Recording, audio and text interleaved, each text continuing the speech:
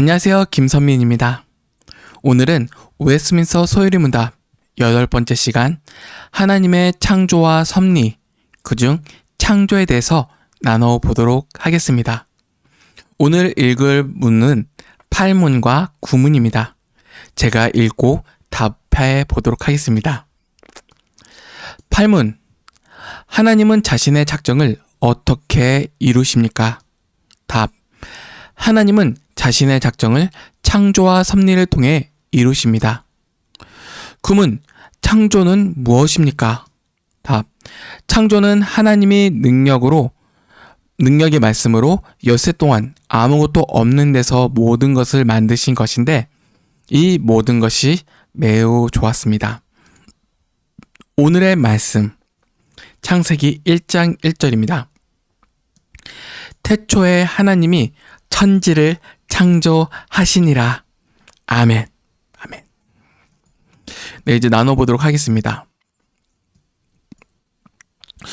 우리가 사용하는 모든 물건에는 메이커라는 것이 있죠. 제작자가 있죠. 유명한 것이든 그렇지 않든 간에 제작자가 있습니다.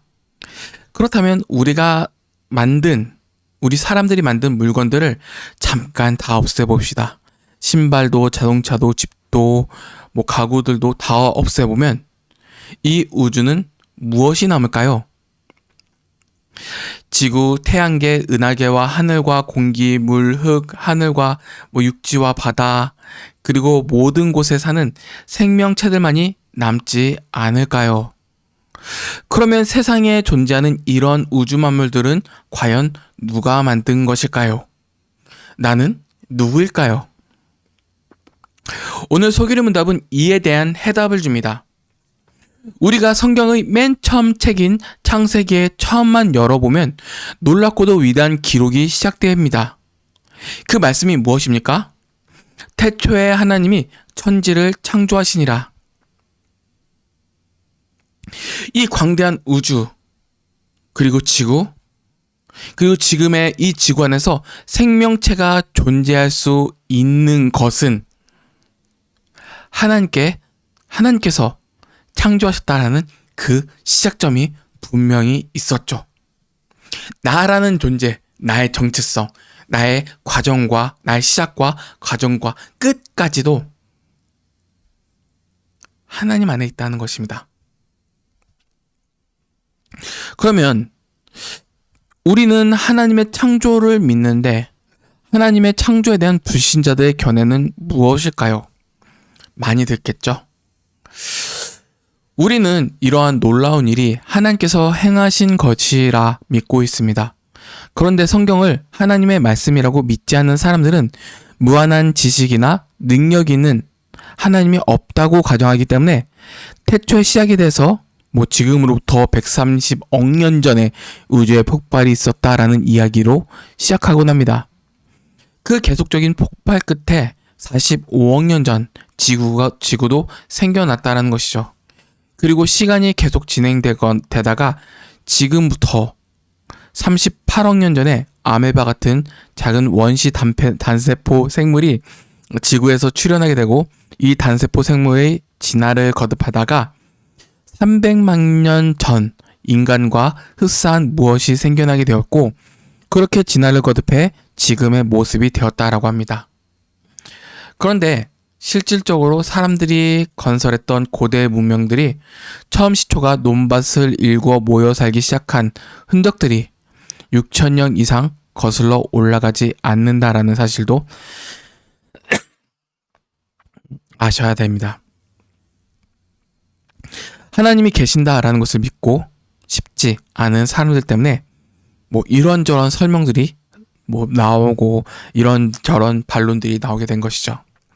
그러면 이제부터 창조가 무엇인지에 대해서 한번 나눠보도록 하겠습니다. 오늘 성경은 우리에게 지구와 모든 우주 만물은 우연히 아무런 목적 없이 그냥 흘러가는 것이 아니라고 합니다.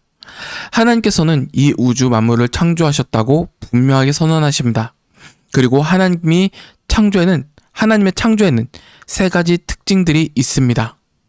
그 하나님께서 어떻게 창조하셨는지 한번 그 세 가지를 나눠 보도록 하겠습니다. 하나는 무에서 창조되었다 라는 것입니다. 하나님의 창조 중 가장 큰 특징은 무에서 창조되었습니다. 이것은 무슨 벌이 벌집을 만들고 새들이 나뭇가지를 물어다가 둥지를 만드는 본능과는 다른 것입니다. 그들은 시간이 지나도 동일하게 똑같은 일을 반복합니다. 반면에 사람이 집을 만드는 일은 이러한 본능에 따라서 만들지 않고 창조성을 갖고 만듭니다. 그러나 하나님의 창조 행위는 이런 사람의 창조 행위와는 다르죠. 사람들이 하나님을 닮아 창조의 능력을 가지고 있지만 사람들은 반드시 있는 것을 가지고 다른 있는 것을 만들 수밖에 없습니다. 그러나 하나님께서 창조라고 할 때는 무에서부터 모든 존재하는 만물을 만들어 내신 것입니다. 아멘. 하나님께서 천지를 창조하셨다라는 말씀 속에서는 눈에 보이는 것과 보이지 않는 창조를 말합니다. 그래서 무에서의 창조란 시간, 공간, 물질 등 모두 절대적 시작이 있었음을 의미합니다. 이 모든 것이 하나님이 존재하라고 말씀하시기 전에 없었던 때가 있었다라는 것을 밝혀두죠. 그러면 우주 만물이 생기기 전에는 누가 있었는가라는 의문도 생깁니다. 그 전에는 성부, 성자, 성령, 삼위 하나님만 영원히 존재하고 계셨다라고 말합니다. 이것이 지난번에 말씀드렸던 우리가 공부했던 내용이죠. 하나님께서는 영원하시고 불변하시고 무한하신, 또 다른 말로 사랑과 기쁨이 충만하신 삼위 하나님 사이에 서로 사랑하시는 아름다운 교제가 있었습니다. 나아가 하나님께서는 타락한 우리 인간을 새롭게 창조하실 때도 다른 어떤 재료로 창조하신 것이 아니라 우리의 영혼이 깊은 죄악과 어둠 가운데 있을 때 하나님께서는 자신의 말씀으로 우리의 영혼을 거듭나게 하십니다. 그것을 새 창조라고도 얘기하죠. 하나님의 말씀을 통해서 우리를 어둠 가운데서 빛 가운데로 그렇게 만드신 것은 인간이 할 수 없습니다. 세상에 어떠한 것도 할 수 없습니다. 바로 전능하신 하나님만이 우리에게 행하실 수 있는 것이죠. 그래서 구원은 누구에게 달렸다고요? 하나님께 달려 있습니다. 두 번째로는 6일 창조입니다. 하나님의 창조 사역은 6일 동안 이루어졌습니다. 천지 창조에 대한 구절 중 하나는 저녁이 되고 아침이 되니라는 말씀이 있습니다. 오늘날의 24시간을 말하죠. 하나님께서는 첫날 보이는 세계와 보이지 않는 세계와 모든 것을 창조하셨습니다. 지구의 처음 모습은 혼돈과 공허 가운데 있었습니다. 대기와 육지와 바다도 없고 그 안에 사는 생명체도 없는 상태였습니다. 흑암이 깊음 위에 있고 라는 말씀은 원시 지구의 모습인데 흙과 물이 뒤범벅된 상태를 말합니다. 하나님의 신이 수면을 운행하시니라 라는 말씀은 마치 새가 알을 품고 굴리는 모습으로 생각하는 것이 좀 더 바른 해석이 될 것 같습니다. 이렇게 성령님께서 지구를 품으신 가운데 하나님께서는 세상을 생명체들이 살 수 있도록 작업을 시작하셨습니다. 그리고 창세기 1장 2절부터는 특별히 지구를 중심으로 하나님의 창조를 설명하고 있습니다. 그리고 둘째 날에는 하늘을 만드셨는데 당시 고대인들의 하늘은 3층 천이라고 해서 셋째 하늘은 하나님의 임재하고 계신 하늘을 말하고 둘째 하늘은 200억 킬로미터의 긴 우주를 말하고 마지막 셋째 하늘은 사람의 눈에 보이는 대기권을 가리킵니다. 이는 하나님께서 둘째 날 지구의 오늘날의 우리가 공기층 대기권이라고 만드신 하늘을 만드셨다라는 의미입니다. 셋째 날에는 육지와 바다를 만들고 식물을 만드셨습니다. 사람들이 앞으로 지구에서 살 수 있는 공간을 만드셨죠. 진화론자들은 식물도 처음에는 단일한 무언가로부터 시작되었다라고 말하지만 성경은 모든 씨 맺는 종류대로 하나님이 만드셨다라고 증언합니다. 그리고 넷째 날은 하나님은 해와 달과 별을 채워 놓으셨습니다. 이런 해와 달과 별들을 만드신 목적은 사람들이 이 지구에 낮과 밤, 하루, 한 달, 1년이라는 시간의 주기를 깨달아서 달력을 만들고 하나님이 주시는 징조를 분간할 수 있게 하시기 위함입니다. 그 다음 다섯째 날에는 바다에 물고기를 채워 놓으시고 하늘을 나는 새들을 채워 놓으셨습니다. 그래서 물고기와 새들은 하나님께서 다섯째 날에 만드셨습니다. 마지막 여섯째 날에는 땅에서 사는 짐승들을 만드셨습니다. 특별히 이 창조의 하이라이트는 창조의 절정은 바로 하나님의 형상인 인간입니다. 인간을 만드실 때는 말씀으로 하지 않으시고 삼위 하나님의 협의 아래 하나님의 형상을 닮은 우리 인간을 지으셨습니다. 우주 만물 자체가 하나님의 영광을 드러내는 목적이지만 더 구체적인 목적은 여섯째 날 사람을 향한 하나님의 선물이라는 것을 우리가 알게 됩니다. 이렇게 우주가 생겨나게 되고 지구가 생겨나게 되고 하늘과 땅과 바다와 식물과 물고기와 새와 동물과 그리고 특별히 하나님을 닮은 지성과 감정과 인격 그리고 인격적인 이런 존재인 인간을 만들어서 하나님을 알 수 있고 예배할 수 있고 사랑할 수 있고 순종할 수 있고 교제할 수 있는 그러한 하나님의 형상을 닮은 인간을 만드심으로써 하나님의 창조가 6일째 마무리되었습니다. 최종적으로 우리 인간을 그만큼 귀하게 여기신다라는 것이죠. 그렇지만 현실적으로 하나님께서 귀하게 만드신 하나님의 형상을 닮은 인간에 대해서 어떻게 바라보는지 우리는 고민할 필요가 있습니다. 비록 악인일지라도 우리가 사랑하는 이유는, 비록 연약한 사람일지라도 품는 이유는 어디서 나올까요? 하나님의 창조, 그리고 우리는 그 한 사람이 비록 연약할지라도 하나님의 형상대로 창조되었다라는 것을 믿기 때문에 우리는 그 사람을 존귀하게 여깁니다. 가끔씩 저는 사람을 대할 때마다 막 올라올 때가 있기도 해요. 없진 않아요. 감정이 다 있는 존재들인데요. 특히 교회에 대해서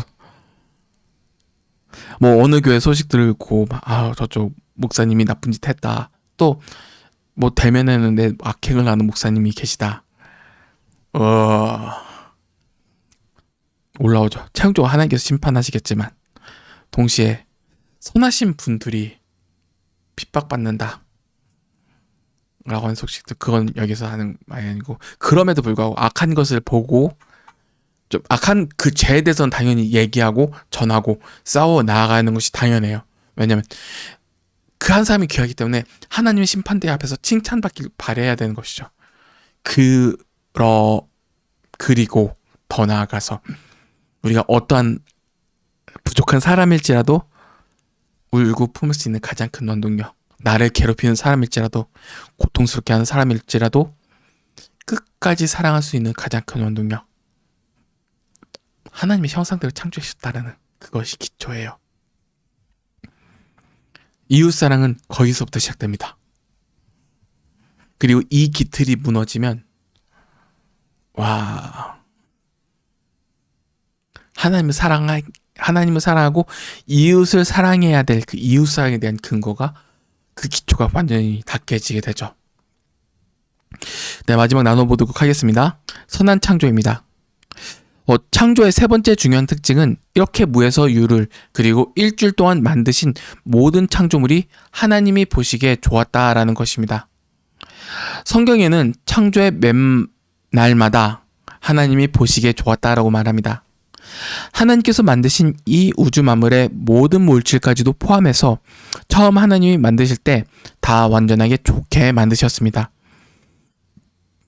그런데 성경이 기록될 당시와 후대 헬라 사람들에 의해서 이원론 사상이 들어오게 되었는데, 이는 인간의 영혼은 선하지만 물질은 악하다는 생각입니다.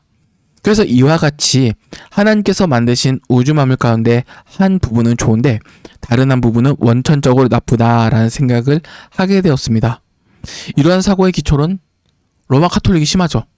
그리고 제가 예전에 한 10년 전에 많이 들었던 얘기인데, 목회자는 선한 일이고 무거운 일이고 세상에서 여러 일을 하시는 분들은 선하지 않은 세속적인 일이다 라고 해서 그 분별하시는 분들도 계시더라고요. 아니에요. 그거 다 동일합니다. 그 외에도 뭐 영적이다, 뭐 세속적이다 하면서 뭐 분별하시는 분들도 많아요. 되게 예를 들면 이런 것도 있겠죠. 뭐 쉽게 예를 들면 가요나 드라마를 어떻게 보세요? 하나님께서 주신 문화예요. 하나님께서 만드신 거예요. 제 좋은 친구도 가수 생활을 하고 있거든요. 신앙생활 열심히 하는 친구도 있어요. 그러면 그 사람들에게 얘기하기에는 너희들 세속적이다, 그러니까 판단받고 너는 뭐 나쁜 짓이다라고 하면서 그렇게 선을 그음받아야 될까요? 아니에요. 가수도 할 수 있고 드라마도 찍을 수 있어요. 그보다 중요한 것은 그 안에서 하나님의 거룩한 형상을 드러내는가가 중요한 거예요. 분별할 필요가 분명히 있습니다. 이거는 할 수 있는 내용과 말들이 정말 많아요. 아무튼 성경은 하나님께서 만드신 모든 피조물이 전부 다 하나님께서 선하게 만드셨다라고 말합니다. 사실은 인간의 죄로 인해서 이 모든 것이 변질된 것이죠. 다시 말하면 우리가 우리 판단에 악한 것, 독한 것이라는 기준을 가지고 정하였기 때문에, 우리 기준이기 때문에 그러한 것이지 물질이나 존재 자체로 나쁜 것은 아닙니다. 악은 우리가 죄로 인해서 음식 자체를 탐욕스럽게 잘못 먹거나 잘못 사용하기 때문에 생겨났다라는 것이죠. 뭐 옛날 같으면 뭐 제사상의 음식이 뭐 악한 영이 끼어들었다, 뭐 나쁜 영이 끼어들었다 하면서 그렇게 따지시는 분들도 있는데, 저는 그것에 대해서 귀신이 있다라고 믿는 사람들이 가끔 있었어요. 막 옛날에 저희 집안에 제사를 드릴 때가 있었어요. 저는 당연히 절 같은 건 안 했지만, 그러면 친척분들이 와가지고 막 아이고 절도 안 하네 하면서 막 핍박하거나 그럴 때가 있었어요. 근데 저는 가서 그냥 당당하게 먹었어요. 왜요? 여기에 무능력하다, 그냥 당신 음식이다라는 걸 보여주고 싶었어요. 하나님께서 이것을 악하게 볼까요? 뭐 제사상 음식 먹었다고 저는 이렇게 얘기했어요. 이거 무슨 영이 있어요, 뭐 귀신이 있어요, 뭐 아무것도 아닌 음식 덩어리인데 뭐 그래요. 뭐 저는 진리를 전하면서 먹었어요. 뭐 악한 영이 껴있다라고 생각하기 뭐 없죠. 오히려 그걸 보는 분들이 제가 믿는 신앙, 여기에 귀신이 없기 때문에 당당하게 먹는 신앙을 갖고 있구나. 솔직히 맛있어 보이긴 했지만 아무튼 그런 것도 있고, 예전에 뭐 기독교 단체에서 뭐 어떤 예배당을 세울 때 이런 일이 있었어요. 그 예배당이 무슨 무당인가 막 그런 일이 있었던 곳이라고 했었어요. 근데 그래서 막 어떤 분이 막 믿는다는 분이 막 악한 영이 끼었다, 막 더러운 것이 끼었다 라고 하면서 뭐 말씀들이 많더라고요. 그때 제가 청년 때였거든요. 청년 때. 그래서 신앙생활 열심히 한다는 저한테 한번 물어본 적이 있어요. 저기 악한 영이 끼었다라고 하는데, 신앙생활 열심히 하는 분이 악한 영이 끼었다라고 하는데 김선민 씨는 어떻게 생각하십니까? 라고 물어보니까, 뭐 신앙생활하기 가까워요? 싼 곳인가요? 그럼 네 맞아요. 그럼 등록해요. 무슨 악한 영이 있어요? 돌덩어리인데. 맞아요, 돌덩어리에 불과해요. 근데 무슨 악한 영이 끼어있다고 얘기해요. 아무튼 그런 신기한 신앙들이 진짜 많았어요. 근데 최근에는 전체적으로 신앙 자체에 관심이 없다 보니까, 그러한 신앙 같으면 뭐 옛날 그 관점에 뭐 묵힌 뭐 목사님들이나 그렇게 뭐 권사님들이나 그렇게 가르치는 분들이 계시지만, 남아있지만 요즘은 그런 얘기가 거의 없어요. 왜냐하면 전체적으로 교회를 다니더라도 신앙에 대한 관심도 떨어지고 열정도 떨어지고 윤리도 관심 없기 때문이죠. 판이 예전에는 무엇이 옳다 그르다라고 하면서 악한 것이나 더러운 것도 막 쫓아가면서 주여주여 하긴 했던 시대가 있었는데, 요즘 시대는 무관심이에요. 그래, 당신들 그렇게 주장하십시오. 김선민 강도사님, 그렇게 가르치십시오. 그래요. 이런 시대예요. 별로 관심이 없는 시대죠. 이전 시대는 진리가 변형된, 진리가 진리답지 않은 세대라면, 지금은 진리가 무관심한 세대. 그것을 누가 만들었냐? 저는 목회자들이라고 생각해요. 부인 못하죠. 저 같은, 당연히 FM대로 교육에 힘을 쏟는 목회자들 같으면요, 현실 목회 경우는요 별로 안 좋아해요. 저는 이게 성경과 그 다음에 역사적으로 만드신 하나님께서 목회자들을 세우셨던 그 기준점이라고 저는 믿고 있거든요. 그래서 가르치고 또한 우리 제가 속한 장로교회도 마찬가지예요.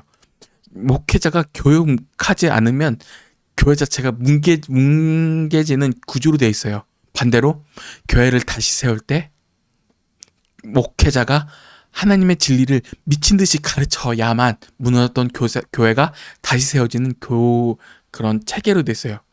우리 성경뿐만 아니라 장로교회 정치 체계가 자체가 그래요.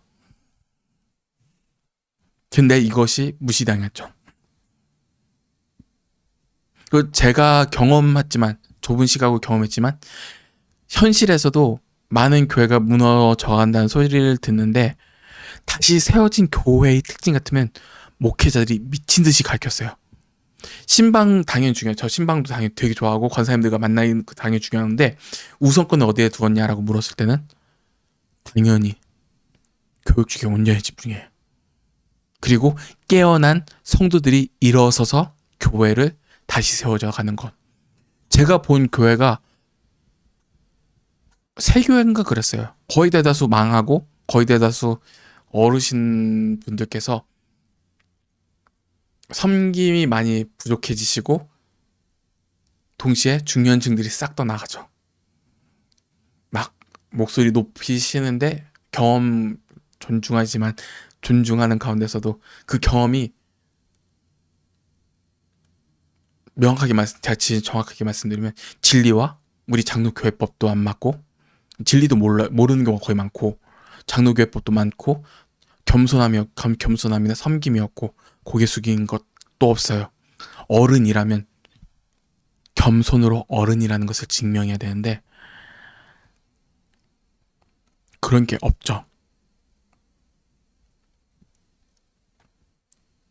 그리고 군림하잖아요.